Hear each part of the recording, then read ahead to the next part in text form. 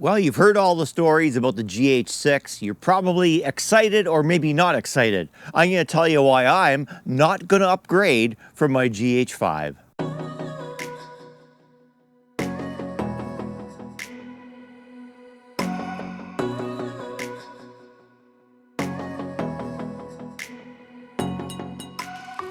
Let me give you a little bit of backstory. I'm filming right now with my GH4, which I still use as a backup camera, and it's fine. I upgraded from that to the GH5 because it had in-body stabilization and better slow-mo capabilities.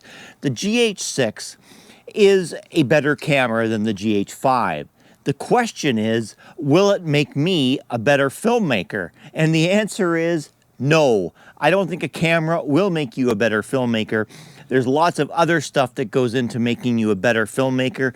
Practice is one of them, and experience. I'm not going to get into specs in this video about the GH6, whether it's better than a GH5. That's not the topic. So where am I putting my money instead of upgrading to a GH6? Well, I'm buying things that will help me capture the footage I need and will help me in the type of filmmaking I do. One of the things that I put my money into last year is this Leica 100-400 zoom telephoto for my GH5. It's important to me. It costs a lot of money, but it's important to me because I need to get more close-ups of wildlife and things like that, and I wasn't able to get that with some of the lenses that I've been using, so I think this was a good investment for me.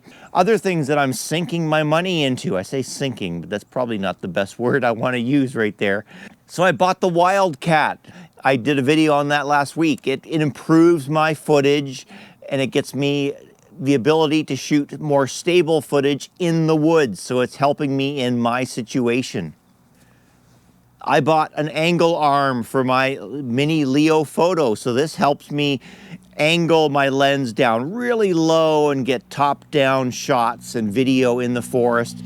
I thought it was a worthwhile investment, so I got it to add it to my Leo photo.